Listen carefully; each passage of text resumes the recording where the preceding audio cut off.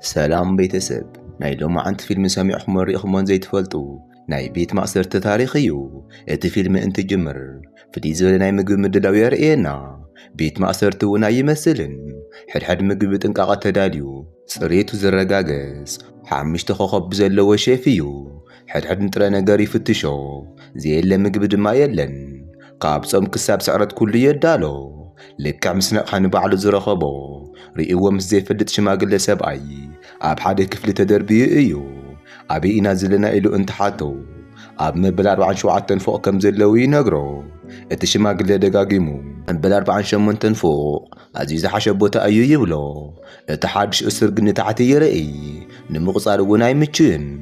ቅንዕ ኢሉ ንላዕሊ እውን እንትርኢ ዝረኸቦ ተመሳሳሊ ነገር እዩ። ምምላጥ ዝበሃል ነገር ኣይሕሰብን። እቲ ሽማግለ ሰብኣይ ሓድሽ ትርኣስ ናብ መሬት የንጽፍ እሞ ብእግሩ ይንብርከኽ። እቲ ኣብ ቅድሚኡ ዘሎ መንእሰይ ግን ዝሓሰቦ እቲ ሰብኣይ ልደት እናኽበረ ከም ዝኾነ እዩ። ግን ድማ ዘይተጸበዮ ነገር ይኸውን። ቀጺሉ ሓደ ዓቢ እምኒ ካብ ላዕሊ ይወርድ እሞ እቲ እምኒ ከዓ ብምግቢ ዝተመልአ መኣዲ እዩ። ዘየለ ዓይነት ምግቢ የለን። ሓድሽ ነገር እቲ ሽማግለ ምግቢ በሊዑ ዝፈልጥ ኣይመስልን። ብዘይ ምቁራጽ ምግቢ ናብ ኣፉ የእቲ። እቲ ሓድሽ እስር ግን እቲ ምግቢ ይጸልኦ። እቲ ሽማግለ ሰብኣይ ድማ እናነገሮ ነበረ እንተነኣሰ ንእሽተይ ንክበልዕን። እዚ ቤት ማእሰርቲ ካብቶም ካልኦት ይፍለ እዩ። ኣብ መዓልቲ ሓደ ግዜ ጥራይ እዩ ምግቢ ዘቐርብ። እንተዘይበልዕኻ ክትጠምእ ኢኻ። ምንም ኣማራፂ ስለ ዘይነበሮ ድማ እቲ ወዲ ጽሩይ መሲሉ ዝተረኣየ ኣፕል የልዕል። ምስ ጠመዮ ክበልዖ ምእንታን እውን ናብ ጅቡኡ የእትዮ። ብቕልጡፍ እውን እቲ ምግቢ ዝሓዘ ኣቕሓ ናብ ታሕቲ ክወርድ ይጅምር። እቲ ሽማግለ ናይ ወይኒ ጠርሙዝ ኣልዒሉ ይሰትሞ ናብ ታሕቲ ይድርብዮ። እቲ ዝተረፈ እውን እንትፍ ይብለሉ። ንምንታይ ከምዚ ከም ዝገበረ ይደናገር። እቲ ሽማግለ እውን ይነግሮ ዝኾነ ይኹን ኣብ ታሕቲ ዘለዉ ሰባት ምብላዕ ኣይገድፍዎን። ኣብ ላዕሊ ዘለዉ ሰባት እውን ከምዚ ምግባሮም ኣይተርፍን። ኣነ ጥራይ ኣይኮንኩን እንትፍ ዝበልኩሉ። እቶም ኣብ ላዕሊ ዘለዉ ይብእሱ ይብሎ። እዚ ሰብ ሃንደበት ሓያል ሙቐት ይስምዖ እሞ እቲ ሽማግለ ድማ የጠንቅቖ ክሕዞ ዘይብሉ ነገር ሒዙ ከም ዝጸንሐን። ምኽንያቱ እቲ ምግቢ ክብላዕ ዘለዎ እቲ መኣዲ ኣብቲ ንሶም ዘለውሉ ቦታ እንከሎ ጥራይ እዩ። ምግቢ ሰሪቕካ ምቕማጥ ኣይከኣልን። ምግቢ ሰሪቖም እንተኣቐሚጦም ተቓጺሎም ክሳብ ዝሞቱ እቲ ሙቐት ምውሳኹ ይቕጽል። እዚ እንትሰምዕ ዝሓዞ ኣፕል ንታሕቲ ይድርብዮ። ናይ ክፍሎም ሙቐት እውን ብቕልጡፍ ይስተኻኸል። ብጽብሕቲ ልክዕ ኣብ ሰዓቱ ናይቲ ምግቢ ኣቕሓ ኣብ መበል 47 ፎቕ ይበጽሕ እሞ ከምቲ ዝተለመደ እቲ ምግቢ ተበላሽዩ እዩ ናብኣቶም ዝበጽሐ። እቲ ሽማግለ እውን ከምቲ ናይ ኩሉ ግዜ ተንበርኪኹ መብልዑ ቐጸለ።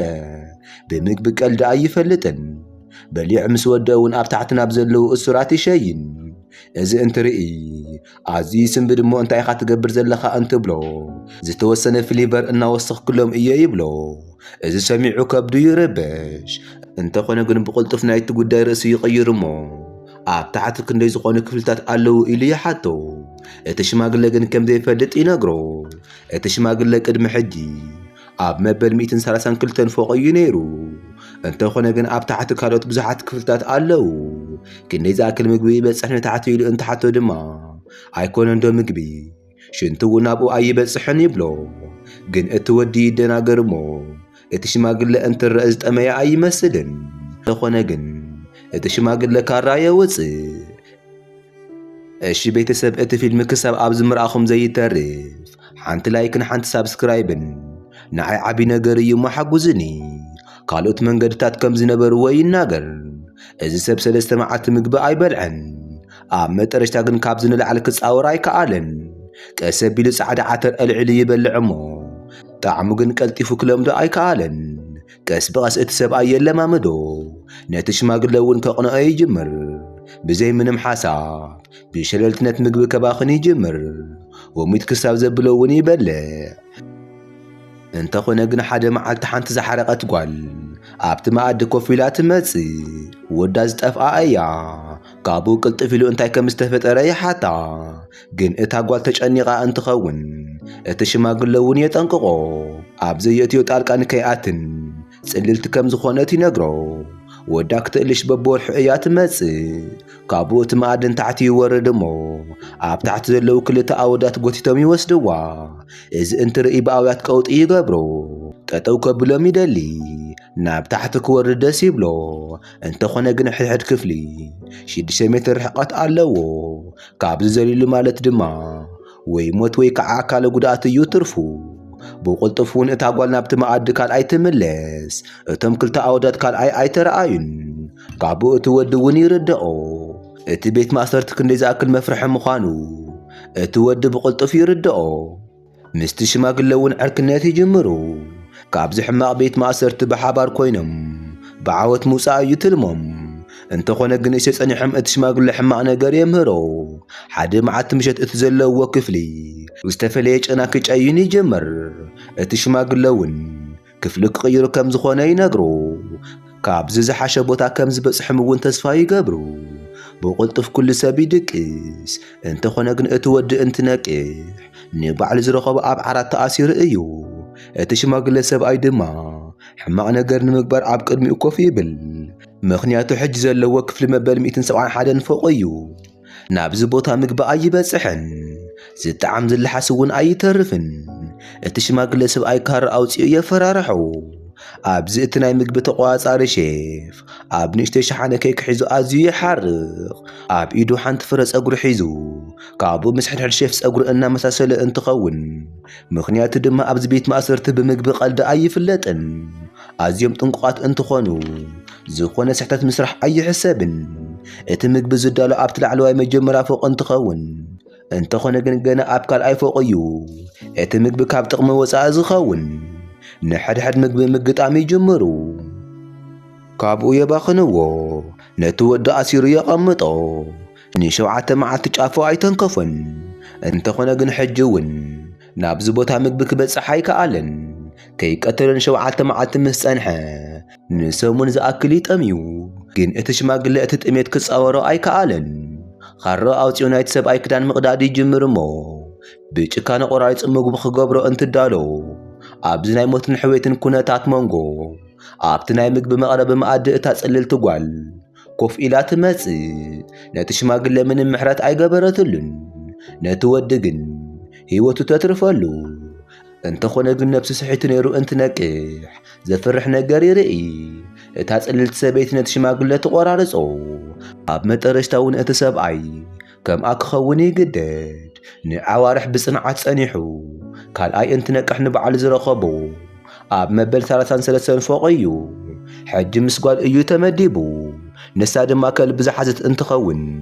ኩሎም እስራት ሓደ ዝደልይዎ ነገር የእትዩ ናብ ታሕቲ እንተመሊእኻ ንምጥንቃቕ እዩ ትብሎ እቲ ቤት ማእሰርቲ 200 ክፍሊ ከም ዘለዎ ትነግሮ ማንም ሰብ እቲ ምግቢ እንተዘይኣባኺኑ ክሳብ መጠረሽታ ክበጽሕ ነይሩ እዩ ትብሎ ንሱ ከዓ ፈቲነየ ነይረየ ግን ዝሰምዐኒ ስኢነ ይብላ እዛ ሰበይቲ እዚኣ ግን ሕጂ እውን ትፍትን እቲ ምግቢ ናብ ብዙሕ ሸሓነ ከፋፊላ ተቐምጠሞ ነቶም ታሕቲ ዘለዉ እውን ብጽሒቶም ሓንቲ ሸሓነ ጥራይ ንከልዕሉ ትነግሮም ነቶም ብትሕቲኦም ዘለዉ እውን ከምኡ ንክገብሩ ትነግሮም እሞ እቶም ኣብ ትሕቲኦም ዘለዉ ግን ይረግምዋ ኣብ ዘይምልክታ ነገር ጣልቃን ከይተኣትው እውን ይነግርዋ እቲ ወዲ ሓሪቆ ይቕጥዖም እሞ እዚ እንድሕር ዘይገብሩ ኣብቲ ምግቢ ከም ዝሸይን ይነግሮም ብዝገርም መልክዑ እውን ህቅኑ ይሰርሕ እቶም ኣብ ታሕቲ ዘለዉ ክልተ እውን ስቕ ይብሉ እቶም ካልኦት ግን ኣይተፈራርሑን ሕጂ እውን እቲ ምግቢ የባኸኑ ህቅኖም ኣይሰርሐን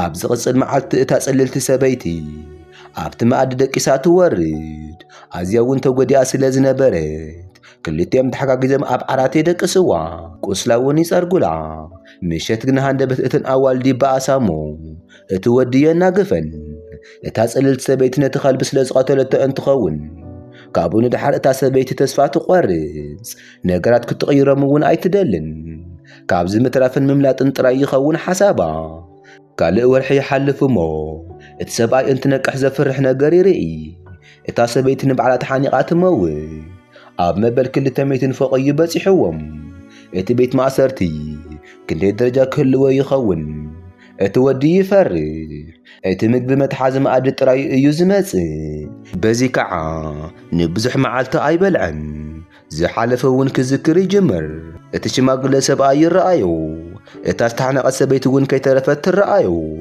ካብኡ ናይቲ ሽማግለ ካራ የልዕል እሞ ቀስ ኢሉ ናብ ትሬታ ተጸጊዑ ብናይ ቀደም ልምዱ እዚ ወርሒ እዚ እውን ይሓልፎ ካልኣይ እንትነቅሕ ንባዕሉ ኣብ መበል ሻድሻይ ፎቕ ይረኽቦ እቲ ሓድሽ ዓርኩ ድማ ሓራቕ ነገር እዩ ነቶም ኣብ ሓምሻይ ደረጃ ዘለዉ ሰባት ሓገዝ ይሓቶም ንምምላጥ ኣብ ቀረባ ቦታ ነበረ ንከምልጥ ሓግዝኒ ኢሉ ይልምኖም እሞ ገመድ እውን ይድርብየሎም በቲ ገመድ ገይሩ ይወፅእ እሞ ኣብቲ መበል ሓምሻይ ፎቕ እንትበጽሕ ኢዱ ይዝርግሐሎም ንክስሕብዎ እንትኸውን ንሶም ግን ብቦክሲ ይሃርምዎ ሓሪፍ ምግቢ እውን ይበጽሖም ነበረ እቶም ኣብ ትሕቲኦም ዘለዉ ግን ኣብቲ መኣዲ ይጻወቱ እቲ ሓደ ወዲ ሓሪፍ ሓሳብ የምጽእ ምስቲ መኣዲ ወሪዶም ኩሎም እስራት ሓደ ዓይነት ምግቢ ንክረኽቡ ምግባር እንትኸውን ዓራቶም ሓፂን ይሰብርዎ እሞ ንምክልኻል ይዳለዩ ኣብቲ መኣዲ ይስቀሉ እሞ ኣብቶም እስራት እንትበጽሑ እናፈራርሑ ነቶም እስራት ዝግብኦ ምግቢ እናሃብዎም እዮም እቶም ፈራሓት ይእዘዙ እምቢ ዝበልዎም ድማ ርእሶም እናሃሮም የሰናብትዎም ኣብዚ መንጎ ግን ናብ ሓደ ፎቕ ይበጽሑ እሞ ሓደ ሽማግለ ሰብኣይ ነበረ እቲ ጸሊም ወዲ ነቲ ሽማግለ ሰብኣይ ምስ ረኣዮ ይሰንብር ቅድሚ ሕጂ ይፋለጡ ስለ ዝነበሩ እቲ ሽማግለ ሰብኣይ ጥበበኛ ተባሂሉ እዩ ዝጽዋዕ ነይሩ ሓደ ምኽሪ ይመኽሮም እቲ ኣብ ማእኸል ተቐሚጡ ዘሎ ኬክ እውን ንከይብላዕን ናብቲ ሼፍ ንክምለስ እዩ እቶም ሼፋት እዚ ምስ ረኣዩ ሓደ ነገር ክርድኦም እዩ ይብሎም በቲ ናይ ጥበበኛ ሓሳብ ተሰማሚዖም እቲ ኬክ ክሳብ መጨረሻ ንከይብላዕ ይጽዕሩ ናብ ታሕቲ እውን ብዙሓት ፎቓት ይወርዱ ኣብ ማእኸል ግን ዝደልይዎ ጥራይ ዝወስዱ ሰላማዊ ሰባት ነበሩ እንተኾነ ግን ኣብ ትሕቲኦም ሓደገኛታት እሱራት ይርከቡ ንሶም እውን ኣዝዮም ሓያላት ስለ ዝነበሩ ይሃርምዎም ኣብ መጨረሻ ግን እቲ ጸሊም ወዲ ዋላ እኳ ብኽፉእ እንተቖሰለ የሰናብትዎም ኣብቲ መኣዲ ደቂሶም ሕጂ እውን ንታሕቲ ይወርዱ እቲ ፎቕ ክውዳእ ኣይከኣልን ዓርኪ እውን ክመውት ይብል እሞ ኣብ መጨረሻ ግን ኣብ መበል 202 ፎቕ ይበጽሑ ሓደ ንእሽተይ ቆልዓ ካብ ዝተሓበአሉ ይወፅእ እሞ ናይታ ጽልልቲ ሰበይቲ ወዳ ከም ዝኾነ ይርድኡ ኣዝዩ ጠሚይዎ እዩ ምግቢ ዝበሃል ድማ ኣይነበረን ናብቲ ሼፍ ንምምላስ ዝሓዝዎ ኬክ ጥራይ ነበረ ክልቲኦም ይከራኸሩ ንሃቦ ዶ ኣይንሃቦ እናበሉ እንትኸውን ግን ይሰማምዑ እሞ ነቲ ቆልዓ ይህብዎ ኣብኡ ደቂሶም ንግሆ እንትትስኡ እቲ ጸሊም ወዲ የለን ካብኡ ድማ ይስንብድ እታ ጽልልቲ ሰበይቲ ኣብ ዝኾነ ግዜ ህይወቱ ኣድሕናትሉ ስለ ዝነበረ ንወዳ ሒዝዎ ንላዕሊ ምውጻእ ይጅምር ክፋል ሓደ እውን ኣብዚ ይውዳእ እቲ ፊልም እንተፈቲኹምዎ ንቕጽሎ ኢና ኣብ ኮመንት እውን ካልኣይ እናበልኩም ጸሓፉ